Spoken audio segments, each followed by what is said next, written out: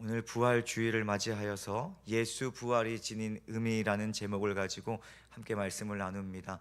에베소서 말씀은 잠시 오늘 한 주 쉬고요, 다음 주부터 계속해서 5장 후반부 말씀 이어가도록 하겠습니다. 우리는 신앙생활을 하면서 복음이라는 단어를 끊임없이 듣습니다. 만약 신앙생활을 하면서 복음이라는 단어를 듣지 못하면 내가 신앙생활을 잘못하고 있구나, 혹시 만약에 복음이라는 단어를 잘 듣지 못한다면 내가 성경을 잘 읽고 있지 않구나, 이렇게 점검을 하셔야 돼요. 복음이라는 단어는요, 신앙생활을 하면서 처음부터 마지막 순간까지 끊임없이 듣게 되는 단어입니다. 복음은 헬라어로 유앙겔리온이라는 단어를 사용을 하는데 좋은 소식, 기쁜 소식이라는 의미를 담고 있어요. 근데 사실 복음이라는 단어, 이 유앙겔리온은 기독교에서만 쓰이는 단어가 아닙니다.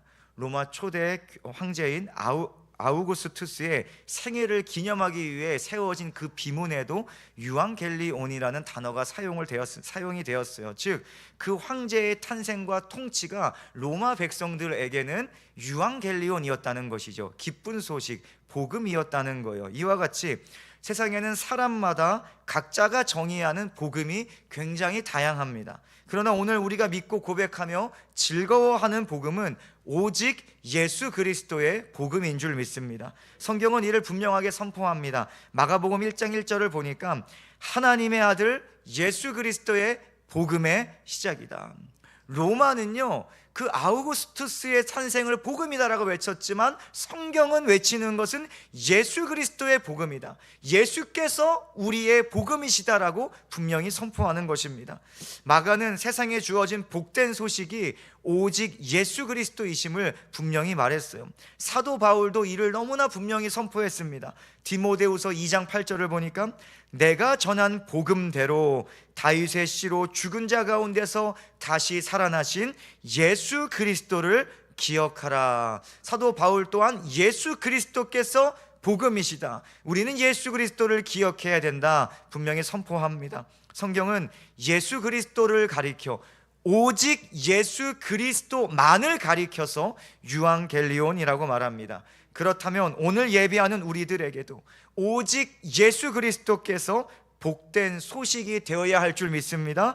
여러분은 예수 그리스도께서 이 땅에서 행하시고 성취하신 모든 일을 기뻐하고 있습니까?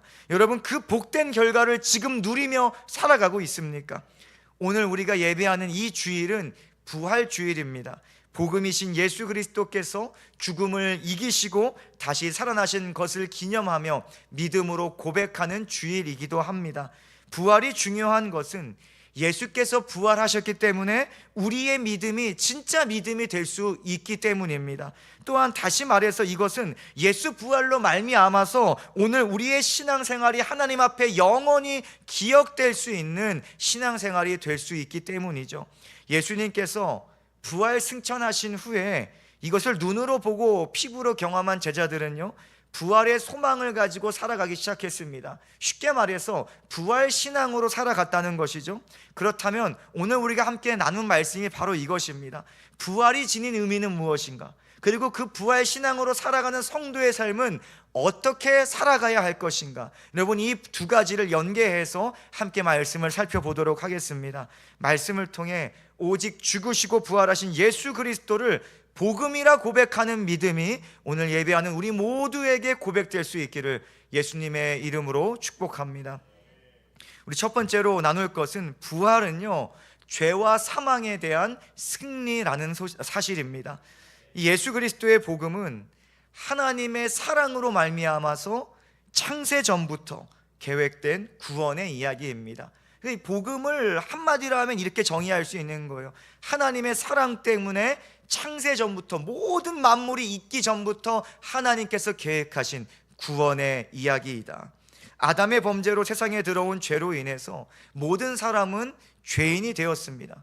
스스로 그 죄에서 벗어날 수 없게 되었어요. 그래서 죄의 값인 사망이 모든 인간에게, 모든 사람에게 주어졌다는 것입니다. 죄가 사람을 생명의 하나님으로부터 분리시킨 거예요. 그러니 생명의 하나님으로부터 우리가 떨어져 나갔으니 생명이 있는 존재가 되겠습니까? 아닌 거예요. 생명을 잃어버린 것입니다. 그래서 성경은 죄인을 가리켜 죽었다라고 말합니다. 죄가 우리를 죽게 했다, 영적으로 죽었다는 것입니다. 이 사실이 우리 예수 믿기 전에 우리들의 사실이었어요. 우리들의 현실이었다는 것입니다. 그러므로 죄로부터의 구원이 필요 없는 존재는 그 누구도 없습니다. 그 어디에도 없어요. 세상에 들어온 죄의 사슬을 스스로 끊어버릴 수 있는 사람도 그 어디에도 없습니다. 사람은 결코 스스로를 구원하여서 사망을 뒤로하고 생명을 취할 수 없어요. 생명을 취한다, 다시 말해서 성경적인 원리로 본다면 생명의 하나님과 연합할 수 없어요. 우리 스스로의 힘과 지혜로 생명의 하나님께 찾아갈 수 없어요. 그렇기 때문에 우리에게는 반드시 해결책이 필요한 것입니다. 하나님은 이 모든 것을 미리 아시고 창세전부터 복음을 계획하셨다는 것이죠. 하나님 아버지는 아들이신 예수 그리스도에게 사람이 할 수 없는, 우리의 힘과 지혜로 할 수 없는 일을 맡기셨어요. 바로 모든 죄의 값을 대신 치르는 그 일입니다. 이 일을 위해 예수께서는 육신을 입고 이 땅에 오셨지요. 사람의 모양으로 이 땅에 오셨다는 거예요. 모든 사람을 대신해 죄의 값인 사망을 선고받고 죽으시기 위해 이 땅에 오셨다는 것입니다. 이를 성경이 너무나 분명히 말해줍니다. 빌립보서 말씀을 보니까 그는 근본 하나님의 본체시나 하나님과 동등됨을 취할 것으로 여기지 아니하시고 사람의 모양으로 나타나사 자기를 낮추시고 죽기까지 복종하셨으니 곧 십자가에 죽으심이라. 세상의 많은 설화들을 보면요, 이 신적인 존재가 와서 다스립니다. 그렇죠? 근데 우리 하나님은 이 땅에 왜 오셨는가? 예수님은 왜 오셨는가? 섬기기 위해 오셨고, 자기를 대속제물로 드리기 위해 오셨고, 우리를 살리시기 위해 죽으시러 이 땅에 오셨다는 것입니다. 육신을 입으신 예수 그리스도께서는 죄가 없는 유일한 사람인 줄 믿습니다. 왜냐? 예수께서는 성령으로 잉태하셨기 때문이에요. 하나님의 영으로 잉태하신 분이 우리 주님이십니다. 그리고 죄가 없는 자신을 모든 사람을 위한 희생제물로 하나님 앞에 드리셨습니다.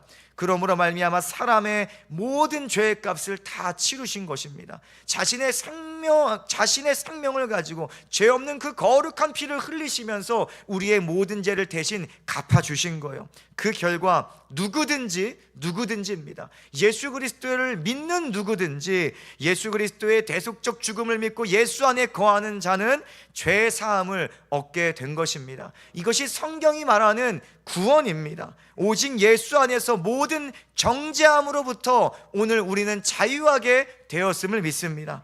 그러므로 그 누구도 예수 안에 있는 우리를 죄인이라 손가락질할 수 없는 거예요. 지금 함께 예배하는 저 옆 사람을 보고 너는 죄인이다 손가락질할 수 없는 것입니다. 그 누구도 예수 안에 있는 나를 향해서 너는 죄인이라 하고 손가락질할 수 없는 것입니다. 예수 그리스도를 믿는 우리의 죄는요, 이미 예수 그리스도의 대속에 보여 그 보배로운 피로 말미암아 씻기었고 가려졌기 때문입니다. 그러나 중요한 것은 대속의 죽음만으로 복음이 완성되는 것은 아닙니다. 죽음이 복음을 완성하는 게 아니에요. 오늘 본문은 예수 그리스도께서 죽음을 이기시고 다시 살아나셨음을 분명하게 보여주고 우리 가운데 선포하고 있습니다. 예수님께서 십자가에서 죽으시고 안식일을 지났지요. 안식일을 그 무덤 속에서 보내시고 3일째 되는 아침, 여인들이 예수님의 시체에 그 시신에 향품을 바르기 위해서 무덤으로 향하고 있었어요. 근데 무덤으로 향하면서 너무나 걱정되는 거예요. 왜냐? 무덤은 큰 돌로 막혀져 있었기 때문에 과연 누가 우리를 대신해서 돌을 굴려줄 수 있을까? 과연 우리가 예수님의 시신에 향품을 바를 수 있을까? 걱정하며 갔습니다. 왜냐하면요, 그 돌은 너무나 커서 여인들의 힘으로는 옮길 수가 없을 뿐더러 더 중요한 것은 지금 총독 빌라도의 인장이 찍혀 있습니다. 그래서 봉인되어 있어요. 그렇기 때문에 그것을 훼손하는 순간 로마 법에 의해서 처벌을 받게 되는 것입니다. 근데 이들은 지금 그 무덤 앞에서 놀라운 일을 경험하게 돼요. 여인들이 얼마나 놀랐는지 이 둘이 이미 갔더니 돌이 옮겨져 있는 거예요. 그 커다란 돌이 옮겨져 있고 문이 열려 있습니다. 그리고 그 앞에 천사가 앉아 있는 것을 보게 된 것입니다. 그 천사는 찾아온 여인들에게 예수 부활의 소식을 전하기 시작했어요. 5절 6절 말씀을 보도록 하겠습니다. 천사가 여자들에게 말하여 이르되 너희는 무서워하지 말라. 십자가에 못 박히신 예수를 너희가 찾는 줄을 내가 아노라. 그가 여기 계시지 않고 그가 말씀하시던 대로 살아나셨느니라. 와서 그가 누우셨던 곳을 보라. 아멘. 살아나셨다. 천사가 선포하는 거예요. 그가 살아나셨다라고 선포를 합니다. 이 부활의 소식은 복음을 완성하는 놀라운 소식인 줄 믿습니다. 예수 그리스도는 단지 죽으신 분이 아니십니다. 예수 그리스도는 다시 살아나신 분이십니다. 그런데 만약 예수 그리스도의 죽음이 전부라고 한다면 사람은 여전히 죄의 권세 아래 있게 되는 것입니다. 고린도전서를 보니까 그리스도께서 다시 살아나신 일이 없으면 너희의 믿음도 헛되고 너희가 여전히 죄 가운데 있을 것이요. 예수님께서 부활하지 않으셨다면 이 모든 믿음이 헛된 것이고 우리가 여전히 죄 가운데 있을 거예요. 그러면서 말하는 것은 이 땅의 삶이 전부라면 우리가 가장 불쌍한 자일 거예요라고 사도 바울이 말하더라고요. 여러분, 부활이 없다면 죄의 권세는 최종 승리자가 되게 됩니다. 왜냐? 예수님께서도 죄에 삼키셨기 때문입니다. 예수님께서 부활하시지 않으셨다면 예수님은 죄에게 지셨다는 그러한 모습이 되는 것이죠. 단지 예수께서 죽으신 것으로 복음이 끝났다면 복음은 더 이상 복음이 아닌 것입니다. 여전히 사람은 죄의 권세 아래 속하여서 하나님의 심판을 받아야 하는 그러한 존재로 살아갈 수밖에 없는 것이죠. 그러나 예수님은 죄와 사망의 값을 다 치르시고 그 죄와 사망에게 사로잡힌 채로 계시지 않았습니다. 죄의 권세는 예수님을 붙잡아 둘 수 없었어요. 오히려 예수 그리스도는 죄와 사망을 이기시고 사흘 만에 부활하신 줄 믿습니다. 완전하게 죄의 권세에 대해 승리하셨습니다. 영원한 승리를 선포하신 것입니다. 죄의 권세가 완전하게 패배한 것입니다. 부활 생명으로 죄 사함이 완성되었다는 사실입니다. 그렇기에 부활이 지닌 의미가 이렇게 중요한 거예요. 로마서는 이러한 예수 그리스도의 죽음과 부활의 의미를 분명하게 선포합니다. 로마서 4장을 보니까 예수는 우리가 범죄한 것 때문에 내줌이 되고 또한 우리를 의롭다 하시기 위하여 살아나셨다. 예수님께서는 우리의 죄 때문에 고난 받으시고 죽으셨지만 또한 우리를 의롭다 하시기 위해서 죄의 권세에서 속량하셔서 하나님의 것이 돼서 하나님 보시기에 의롭다 하시기 위해서 죄의 권세를 끊으시고 이기시고 부활하셨다는 것입니다. 부활은 예수 그리스도께서 최종 승리자라는 증거라는 것입니다. 이를 통해 하나님은 예수 안에 있는 자들을 의롭다고 말씀을 하시는 거예요. 그러므로 하나님께서 법적으로 성도를 향해 너희는 의로워, 너희는 죄가 없어, 너희는 의인이야 라고 판결하시는 그 근거가 뭐예요? 대속의 죽음을 넘어선 예수 그리스도의 부활인 것입니다. 우리가 칭의라는 개념을 배웠잖아요. 칭의, 하나님께서 법적으로 판결하시는 거예요. 너는 의로워. 근거가 뭐예요? 예수 그리스도의 죽음과 부활인 줄 믿습니다. 죄와 사망을 이기신 예수 그리스도의 부활로 말미암아 대속의 죽음이 완성된 거예요. 그것이 가치 있게 된 것입니다. 그리고 이를 믿는 우리는 하나님 앞에 의롭게 되는 은혜를 지금 누리며 살아가고 있는 것입니다. 예수 부활은 우리가 속량받았다. 다시 말해서 죄의 권세에서 예수님께서 우리를 값을 주고 다 끄집어내셔서 사셔서 하나님께 속하게 하셨다. 그 속량의 기쁜 소식입니다. 죄의 권세는 우리를 가두지 못합니다. 예수 그리스도께 빼앗겼습니다. 우리는 예수 손에 붙들려서 하나님의 것이 되었습니다. 우리는 더 이상 패배한 죄 아래 있지 않습니다. 오늘 우리는 승리하신 예수 그리스도의 은혜 아래 속하게 된 존재들입니다. 이것이 오늘 우리 안에 주어진 구원의 은혜요, 우리가 고백하는 예수 그리스도의 복음인 것입니다. 이 복음을 믿는 결과로 말미암아, 믿음의 결과로 말미암아 우리는 굉장한 은혜를 얻게 되었는데 우리의 존재 자체가 달라졌다는 것입니다. 우리는 성경이 말하는 새로운 피조물이 되었어요. 너희는 새 것이다 라고 말씀하시는 새 것이 되었습니다. 새 사람을 입게 되었습니다. 새 생명 가운데 거하게 되었다는 것입니다. 그래서 로마서 6장 4절 말합니다. 그러므로 우리가 그의 죽으심과 합하여 침례를 받음으로 그와 함께 장사되었나니 이는 아버지의 영광으로 말미암아 그리스도를 죽은 자 가운데서 살리심과 같이 우리로 또한 새 생명 가운데서 행하게 하려 함이라. 오늘 우리는 부활하신 예수 그리스도의 그 부활 생명을 소유한 자들입니다. 죄로 죽었던 우리는 예수로 말미암아 살게 되었습니다. 우리 가운데 지금 생명이 있다는 것이죠. 그러므로 이제 우리는 새 생명을 소유한 자답게 살아가야 하는 거예요. 여러분 안에 있는 예수의 생명을 가지고 살아가야 한다는 것입니다. 그것이 무엇입니까? 위의 것을 찾는 삶입니다. 하나님 나라의 것을 찾는 삶입니다. 이 땅의 것에 매여 사는 것이 아니라 하늘의 것을 목적하며 살아가는 삶입니다. 이것을 골로새서가 분명히 말합니다. 너희가 그리스도와 함께 살리심을 받았으면 위의 것을 찾으라. 여러분이 새 사람이라면, 여러분에게 예수 생명이 있다면 우리는 마땅히 하나님 나라의 것을 찾아야 합니다. 우리의 목적지를 분명히 해야 돼요. 여러분, 이 땅입니까? 하나님 나라입니까? 하나님 나라를 목적하며 살아가야 합니다. 죄의 권세는 자꾸 이 땅을 바라보게 해요.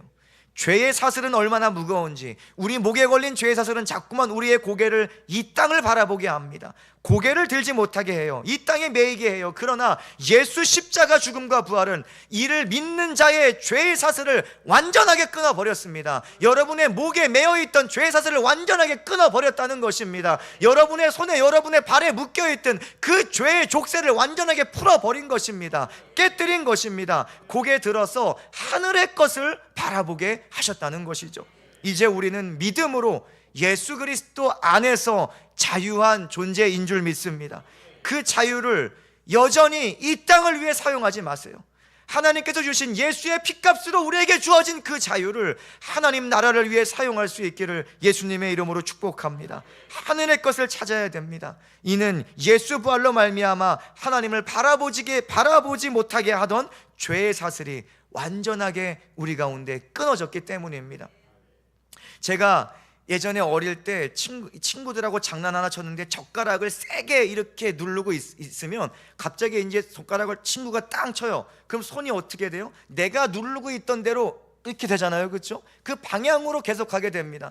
죄의 사슬이요, 우리 가운데 계속 묶어서 하나님의 이 땅을 바라보게 하던 그 죄의 사슬이 끊어졌는데 우리는 여전히 매여 있는 것처럼 그 죄의 관성으로 이 땅을 바라볼 때가 너무나 많다는 거예요. 그런데 우리는 이제 기억해야 돼요. 죄의 사슬은 끊어졌다. 예수 그리스도의 죽음과 부활로 말미암아 우리를 옥죄어오던 그 무거운 죄의 짐은 끊어졌다. 그 죄의 짐은 이미 우리 가운데 없다라는 것을 기억하고, 여러분 자유하다는 것을 기억하고 하나님 바라볼 수 있기를 예수님의 이름으로 축복합니다. 이번 한 주도 하나님의 말씀을 즐거워하는 부활 신앙으로 살아가기를 축복합니다. 여전히 우리를 원하는 죄를요, 예수 이름으로 끊어버리셔야 돼요. 죄는 우리를 원하고 있지만 우리는 그것을 끊어버려야 합니다. 새 생명 얻은 자답게 성령을 따라 진리 안에서 행하는 우리 원주 성도교회와 모든 성도님들 되시기를 예수님의 이름으로 축복합니다. 우리 두 번째, 부활의 의미는 무엇인가? 부활은 심판의 날이 있다는 증거입니다. 예수 부활은 죄와 사망에 대한 승리뿐만이 아니라 다양한 의미들이 있는데 우리 복음학교 때 한번 다뤘습니다. 올해 또 하반기 복음학교 때도 이에 대해서 부활 파트에서 함께 다루게 될 것입니다. 이제 그 중에 하나는 주의 날과 깊은 연관이 있어요.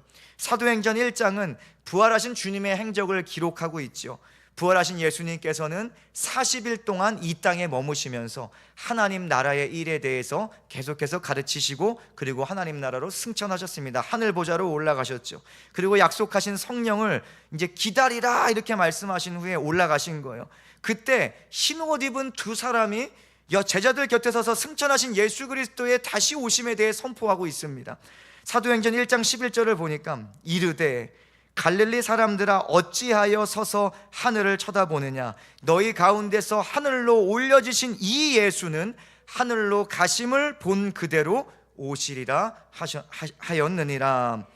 부활하신 예수님께서 승천하셨는데 그 모습 그대로 다시 이 땅에 오실 것이다, 재림하실 것이다 라고 말씀을 하세요. 분명하게도 성경은 부활 승천하신 예수 그리스도의 재림에 대해서 이야기하고 있습니다. 그리고 그날은 심판과 생명의 날이 될 것이다 라고 선포하고 있죠.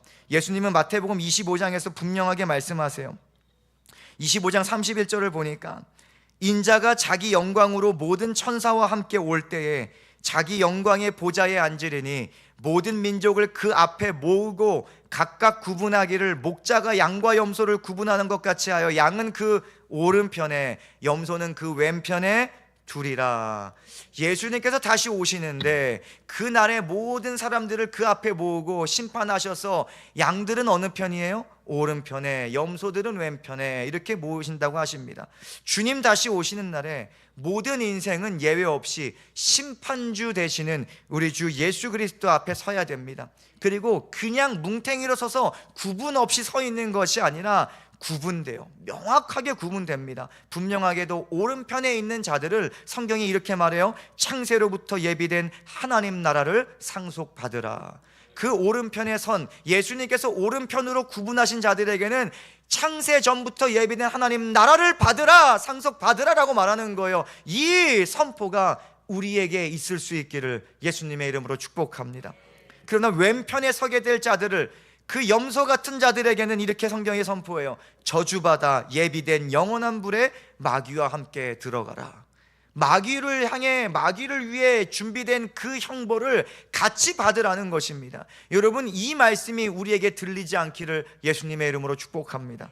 예수 그리스도의 부활은 이러한 심판이 있다는 증거입니다. 그래서 바울은 아덴에서 예수 그리스도의 부활의 의미를 분명하게 선포합니다. 사도행전 17장 31절을 보니까 이는 정하신 사람으로 하여금 천하를 공의로 심판할 날을 작정하시고 이에 그를 죽은 자 가운데서 다시 살리신 것으로 모든 사람에게 믿을 만한 증거를 주셨느니라. 하나님께서 심판의 날을 작정하시고 예수 부활로 말미암아 그날이 있다, 우리에게 증명하신 거예요. 하나님의 심판이 있는데 예수 부활이 그 증거입니다라고 성경은 우리에게 말씀하는 것입니다. 그러나 이 말을 들을 때, 이 바울의 선포를 들을 때 어떤 사람들은 부활에 대해 조롱하기 시작했습니다. 야, 말도 안 되는 소리 하지 마라. 지금 이렇게 신들이 얼마나 많은데 우리가 무슨 다시 태어나, 다시 뭐 태어나고 뭐 하고 이렇게 하겠지. 세상에 무언가를 가지고 조롱하기 시작을 해요. 어떤 사람은 그래? 내가 다시 한번 나중에 들어볼게. 그리고 돌아갔습니다. 근데 어떤 사람들은요, 그 자리에서 사도 바울을 가까이 하고 복음 가까이 나와서 그 복음을 믿기 시작했습니다. 우리는 어떠합니까? 우리에게 예수 부활은 그저 종교적인 신화입니까? 아니면 역사적인 사실로 우리가 지금 마주하고 있는 현실입니까? 예수 그리스도의 부활은요, 역사인 줄 믿습니다. 사실인 줄 믿습니다. 예수 그리스도는 그저 허탄한 신화가 아니라 우리를 살리기 위해 이 땅에 오신 하나님의 구원의 역사인 줄 믿습니다. 우리는 그 역사 안에 살아가는 것입니다. 세상의 역사가 아니라 우리는 하나님의 역사에 속한 하나님의 백성인 줄 믿습니다. 놀랍게도 예수 그리스도의 부활은 유일한 부활은 아닙니다. 유일한 부활이 아니에요. 성경은 예수 그리스도의 부활을 향해서 이런 단어를 썼어요. 첫 열매다. 예수 부활은 첫 열매다. 고린도전서 15장 20절을 보니까 그러나 이제 그리스도께서 죽은 자 가운데서 다시 살아나사 잠자는 자들의 첫 열매가 되셨도다. 첫 열매. 그러니 유일한 열매, 이 그리스도께서 죽은 자들 가운데서 다시 살아나사 잠자는 자들의 유일한 열매가 되셨도다. 이게 아니잖아요, 그렇죠? 잠자는 자들의 첫 열매가 되셨도다. 이것은 무슨 의미입니까? 그 다음의 열매도 있다는 거예요. 유일한 열매라면 그 다음의 열매는 없어요. 다음의 부활은 없어요. 그러나 첫 열매, 그는 부활의 첫 열매. 다시 말해 우리가 이제 부활할 때가 온다는 것입니다. 예수와 같이 그 영광스러운 몸으로 우리가 부활할 때가 온다는 것입니다. 바로 우리 모두를 가리켜요. 예수께서 부활하신 것 같이 주의 날 우리 모든 하나님의 백성도 반드시 부활을 맞이하게 되는 것입니다. 이에 대한 예수님의 말씀이 요한복음에 분명히 드러나 있어요. 요한복음 말씀을 보니까 이를 놀랍게 여기지 말라. 무덤 속에 있는 자가 다 그의 음성을 들을 때가 오나니 선한 일을 행한 자는 생명의 부활로, 악한 일을 행한 자는 심판의 부활로 나오리라. 그의 음성을 들을 때가 오나니, 그때가 언젠가 예수께서 호령과 천사장의 소리와 하나님의 나팔 소리로 친히 하늘로부터 강림하시는 그 마지막 날, 그 하나님의 재림의 날, 모든 인생은 보편적인 부활을 경험하게 된다는 것입니다. 이것이 성경이 말하는 보편적인 부활이에요. 예수 믿는 자나 예수 믿지 않는 자나 무덤 속에서 다 일어나서 부활을 하게 된다는 것입니다. 그러니 우리는 단지 야 그래 부활을 준비하며 살아가야지, 이게 아니에요. 여러분, 여기에 목적이 있으면 안 돼요. 부활 준비해야지, 이것이 목적이 되어서는 안 됩니다. 우리는 주의 날 부활하여서 생명이 있는 주님 오른편에 설 것을 준비해야 됩니다. 이것이 정확한 거예요. 단지 부활의 날을 준비하는 것이 아니라 부활하여서 예수님의 오른편에, 예수님께서 너는 내 오른편에 서라, 이렇게 생명 있는 자리에 서야 할 것을 준비하는 것입니다. 예수님의 말씀처럼 선한 일을 준비해야 돼요. 선한 일을 행한 자는 생명의 부활로, 악한 일을 행한 자는 심판의 부활로 나오리라. 그런데 여기서 선한 일이란 뭘까요? 세상의 관점과 기준을 전혀 따르지 않습니다. 세상의 심판대 앞에 설 때는, 세상의 법정 앞에 설 때는 그 나라의 법을 따르게 됩니다. 하나님의 심판대 앞에 설 때는 하나님의 법을 따라야 됩니다. 오직 하나님께서 정하신 기준만이 그때의 근거가 되는 거예요. 세상은 각자의 윤리적이고 도덕적 기준을 충족하는 것을 선하다고 말합니다. 그곳에서 그 기준에 충족되지 않으면 법정에 서야 됩니다. 그러나 선과 악을 가르는 성경적인 기준은 무엇인가? 바로 죄의 유무입니다. 그 죄를 정의하시는 분은 하나님이십니다. 우리가 아니에요. 죄는 하나님이 정의하세요. 성경은 죄를 정의하고 있습니다. 바로 하나님을 믿지 않는 것을 죄라고 말하고 있습니다.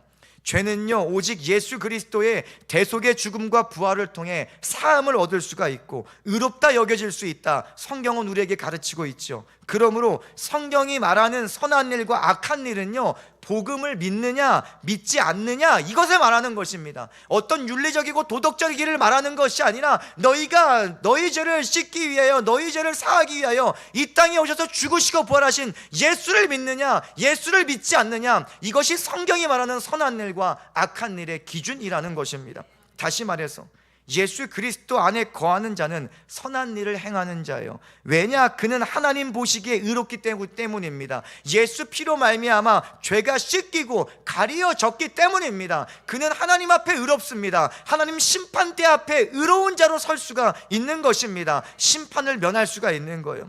그러나 예수 그리스도와 상관없는 자는 하나님 보시기에 여전히 죄인입니다. 죄 아래에 있어요. 심판받아 죄의 값을 받을 수밖에 없는 것입니다. 왜냐하면 그 죄가 아직 씻기지 않았기 때문입니다. 씻을 수가 없는 거예요. 보혈이 없으면 씻을 수가 없는 거예요. 오늘 우리는 예수 그리스도 안에서 생명의 부활을 경험하게 될 줄로 믿습니다.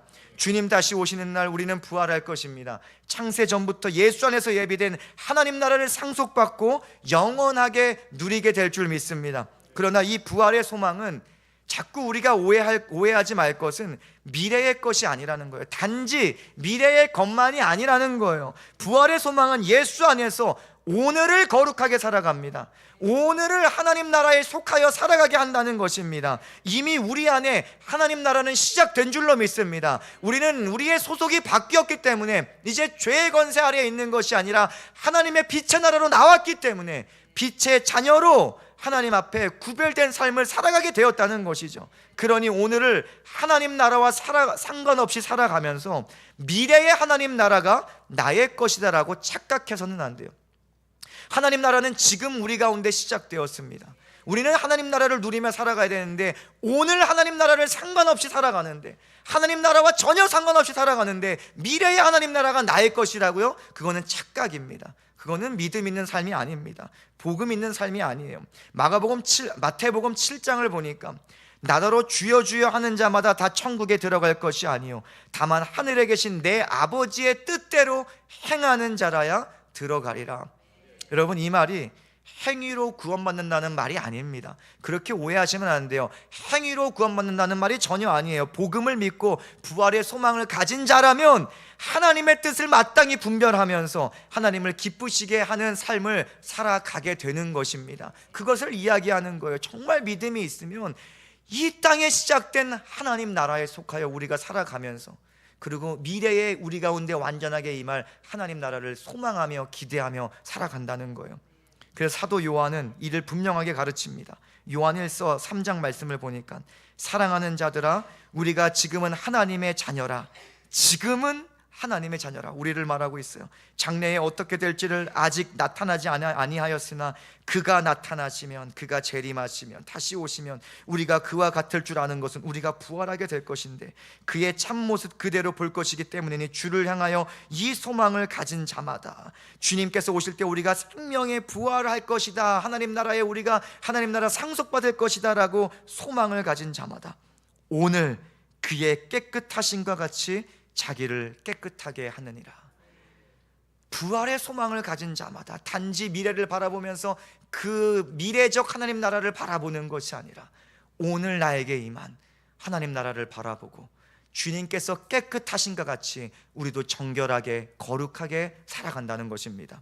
그러니 우리는 예수 이름을 부적처럼 사용하여서 마지막 날 오른편에 껴들을 수 있을 거라 착각하면 안 됩니다. 여러분, 우리가 새치기 할 수 있을 거라 착각하지 마세요. 지금 내 맘대로 살아가다가 주님 다시 오시는 날 왜 내가 왼편이지, 나는 예수 이름 있는데 예수 이름 붙들고 오른편에 껴들을 수 있을 거라고 여러분 착각하지 마십시오. 여러분, 오늘을 거룩하게 살아가야 돼요. 오늘을 예수 이름 안에서 살아가야 돼요. 오늘을 빛의 자녀로 살아가야 돼요. 오늘을 새 생명 가운데 행하는 자로 살아가야 하는 것입니다. 주의 날 오른편에 서서 생명의 부활을 맞이할 자들은 마땅히 지금의 시간에 자신을 그날에 합당한 모습으로 성령을 따라 준비하며 살아가는 것입니다. 오른편에 어울리는 자로 예수 안에서 구원받은 자라는 그 거룩한 자부심을 가지고 오늘을 살아가는 것입니다. 여러분, 그래서 우리가 미래를 소망하지만, 영원의 때를 소망하지만 오늘을 충실하게 충성되게 살아갈 수 있기를 예수님의 이름으로 축복합니다.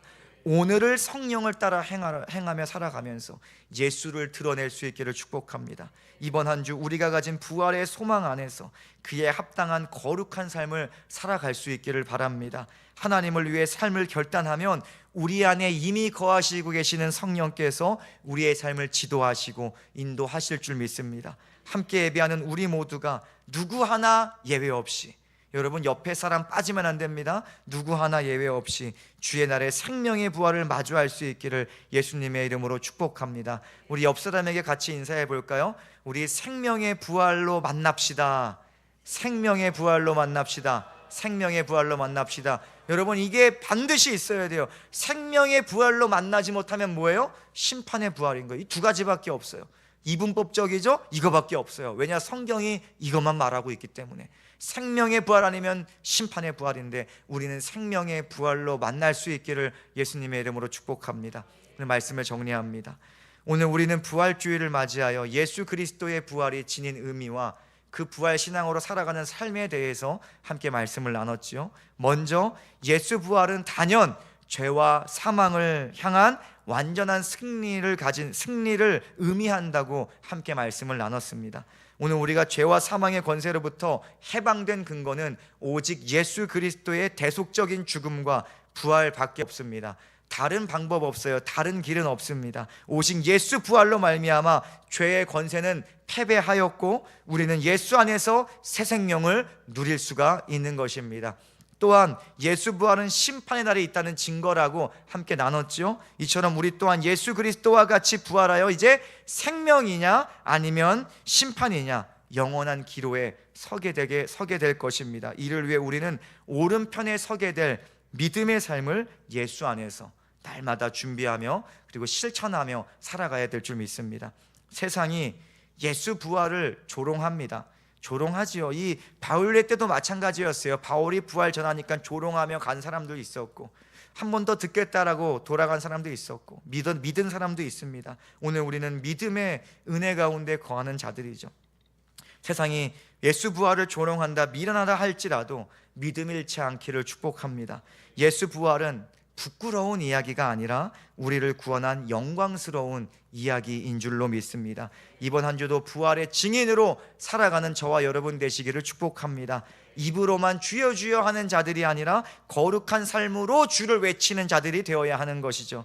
주의 날 생명의 부활을 경험하고 하나님 아버지의 식탁에서 하나님 아버지와의 영원하고 영광스러운 교제로 말미암아 행복과 기쁨을 누리는 우리 복된 교회, 복된 하나님의 백성들 될 수 있기를 예수님의 이름으로 축원합니다. 아멘.